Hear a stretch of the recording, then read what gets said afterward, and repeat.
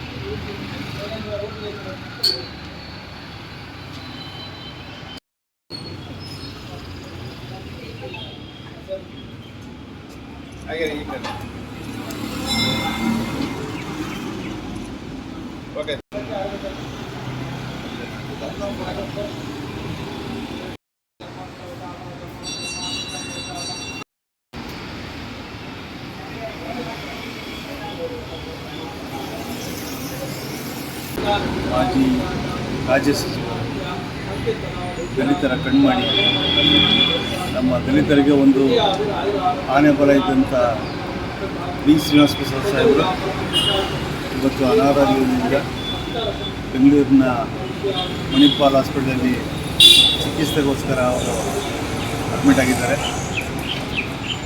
ನಮ್ಮ ಇಡೀ ಕರ್ನಾಟಕ ದಲಿತ ಸಮಾಜದ ಪರವಾಗಿ ಇವತ್ತು ವಿಘ್ನೇಶ್ವರ ವಿನಾಯಕ ಪ್ರಥಮ ಪೂಜೆ ಆ ಭಗವಂತನಿಗೆ ನಾವು ಮನವಿ ಮಾಡಿದ್ದೀವಿ. ಪ್ರಸಾದ್ ಸಾಹೇಬರು ಶೀಘ್ರವಾಗಿ ಗುಣಮುಖರಾಗಬೇಕು ಅಂತ. ಯಾಕೆಂದರೆ ಭಾಳ ನೋವಾಗ್ತಾಯಿದೆ ನಮಗೆ. ನಾವು ಅವ್ರನ್ನ ಒಂದು 15-20 ವರ್ಷದಿಂದ ಒಡನಾಟ ಇಟ್ಕೊಂಡು ಬಂದಿರೋದು. ಇಡೀ ದಲಿತ ಸಮಾಜಕ್ಕೆ, ಶೋಷಿತ ಸಮಾಜಕ್ಕೆ, ಹಿಂದುಳಿದ ವರ್ಗದ ಸಮಾಜಕ್ಕೆ ಭಾಳ ಅವರಿಂದ ಅನುಕೂಲ ಆಗಿದೆ. ಹಾಗೂ ಲಕ್ಷಾಂತರ ಕಾರ್ಯಕರ್ತರಿಗೆ, ಜನಸಾಮಾನ್ಯರಿಗೆ ಮಾರ್ಗದರ್ಶಕರಾಗಿದ್ದರು. ಅವರ ಜೀವನದಲ್ಲಿ ಲಕ್ಷಾಂತರ ಹಿಂದುಳಿದ ವರ್ಗದವರು, ಎಲ್ಲ ಶೋಷಿತ ವರ್ಗದವರಿಗೂ ಸಹ ಅವರಿಗೆ ಮಾರ್ಗದರ್ಶಕರಾಗಿ ಮತ್ತು ಅವರ ಒಂದು ಜೀವನ ಶೈಲಿ, ಅವರ ಸರಳತೆ, ರಾಜಕೀಯ ಇರ್ಬೋದು, ಅವರ ಒಂದು ಕುಟುಂಬ ವರ್ಗಗಳು ಇರ್ಬೋದು, ಎಲ್ಲ ರೀತಿಯೂ ಸಹ ಅವರ ಒಂದು ಶೈಲಿನ ನಾವು ಅಳವಡಿಸ್ಕೊಂಡಂಥ ಕಾರ್ಯಕರ್ತ ಬಂಧುಗಳು ನಾವು. ಎಲ್ಲಕ್ಕಿಂತ ಮಿಗಿಲಾಗಿ ಅವರು ಇನ್ನೂ ಹೆಚ್ಚು ಕಾಲ, ಹಲವಾರು ವರ್ಷಗಳ ಕಾಲ ಅವರು ಬದುಕುಳಿಬೇಕು. ಅವರು ನಮ್ಮಂಥವ್ರಿಗೆಲ್ಲ ಮಾರ್ಗದರ್ಶಕರಾಗಬೇಕು. ಇನ್ನೂ ಹೆಚ್ಚಿನ ಒಂದು ಬಲ ಸಮಾಜಕ್ಕೆ, ಶೋಷಿತರ ಸಮಾಜಕ್ಕೆ, ಹಿಂದುಳಿದ ವರ್ಗ ಸಮಾಜಕ್ಕೆ ಅವರ ಶಕ್ತಿ ಅವಶ್ಯಕತೆ ಇದೆ ಅಂತ ಈ ಸಂದರ್ಭದಲ್ಲಿ ಹೇಳ್ತಾ ಇದ್ದೀನಿ. ಸುಳ್ಳು ಸುದ್ದಿ ಹರಡಾಡ್ತಿದೆ ಸರ್, ಅದಕ್ಕೇನು ಹೇಳಿ? ಈಗ ದಯಮಾಡಿ ನನ್ನೆಲ್ಲ ಅವರ ಅಭಿಮಾನಿಗಳಿಗೆ, ಹಿತೈಷಿಗಳಿಗೆ, ಬಂಧುಗಳಿಗೆ ಮನವಿ ಮಾಡ್ತಾ ಇದ್ದೀನಿ. ಅವರು ಆರೋಗ್ಯವಾಗಿದ್ದಾರೆ. ಮಣಿಪಾಲ್ ಹಾಸ್ಪಿಟಲಲ್ಲಿ ಅವರ ಟ್ರೀಟ್ಮೆಂಟ್ ಕೊಡ್ತಿರೋಂಥ, ಚಿಕಿತ್ಸೆ ಕೊಡ್ತಿರೋಂಥ ಡಾಕ್ಟ್ರು ಸಹ ಅವರು ಪ್ರೆಸ್ ಮೀಟ್ ಮಾಡಿ ಹೇಳಿದ್ದಾರೆ, ಯಾವುದೇ ರೀತಿಯಲ್ಲಿ ಅವ್ರಿಗೆ ತೊಂದರೆ ಇಲ್ಲ, ಜೀವಕ್ಕೆ ಅಪಾಯ ಇಲ್ಲ, ಹಾಗಾಗಿ ನೀವು ಸಮಾಧಾನವಾಗಿರಬೇಕು ಅಂತ ಹೇಳಿದ್ದಾರೆ. ಹಾಗಾಗಿ ಎಲ್ಲ ಹಿತೈಷಿಗಳಿಗೂ ಸಹ, ಬಂಧುಗಳಿಗೂ ಸಹ, ಅವರ ರಾಜಕೀಯ ಶಿಷ್ಯಂದಿರಿಗೂ ಸಹ ನಾನು ಹೇಳಕ್ಕೆ ಬಯಸ್ತೀನಿ, ತಾಳ್ಮೆಯಿಂದಿರಬೇಕು. ಅವರ ಒಂದು ಆರೋಗ್ಯ ಸ್ಥಿತಿ ತುಂಬ ಚೆನ್ನಾಗಿದೆ ಅಂತ ನಾನು ಭಾವಿಸಿದ್ದೀನಿ. ಈ ಭಾಗದಲ್ಲಿ ಅವರ ಕೊಡುಗೆಗಳೇನು? ಇವತ್ತಿನ ದಿನ ಈ ಮೈಸೂರು ಹಳೆ ಭಾಗದಲ್ಲಿ, ಮೈಸೂರು ಇರ್ಬೋದು, ಮಂಡ್ಯ ಇರ್ಬೋದು, ಹಾಸನ ಇರ್ಬೋದು, ಚಾಮರಾಜನಗರ ಇರ್ಬೋದು, ಅವರ ಒಂದು ಕೊಡುಗೆ ಅಪಾರವಾಗಿದೆ. ಚಾಮರಾಜನಗರ ಜಿಲ್ಲೆಯಲ್ಲಿ ಹಿಂದುಳಿದ ಗಡಿ ಭಾಗ ಜಿಲ್ಲೆ ಅದು.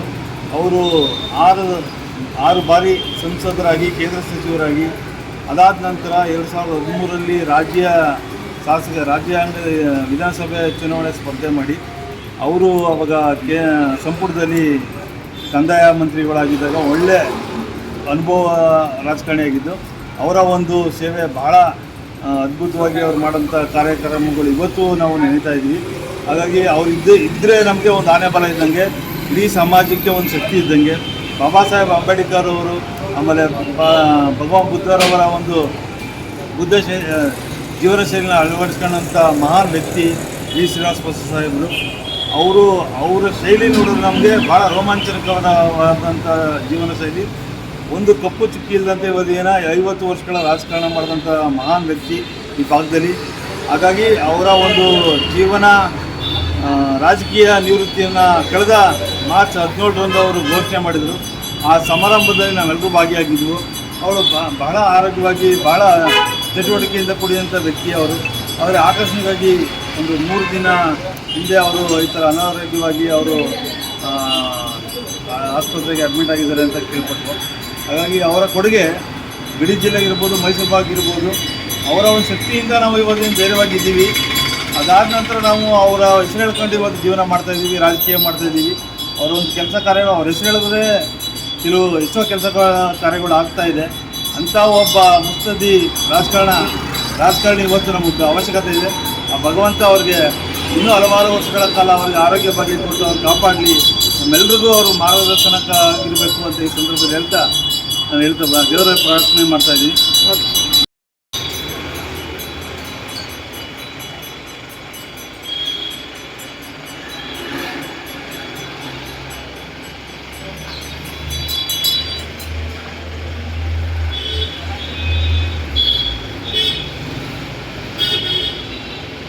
Nandini, Bharat news TV, Mysuru.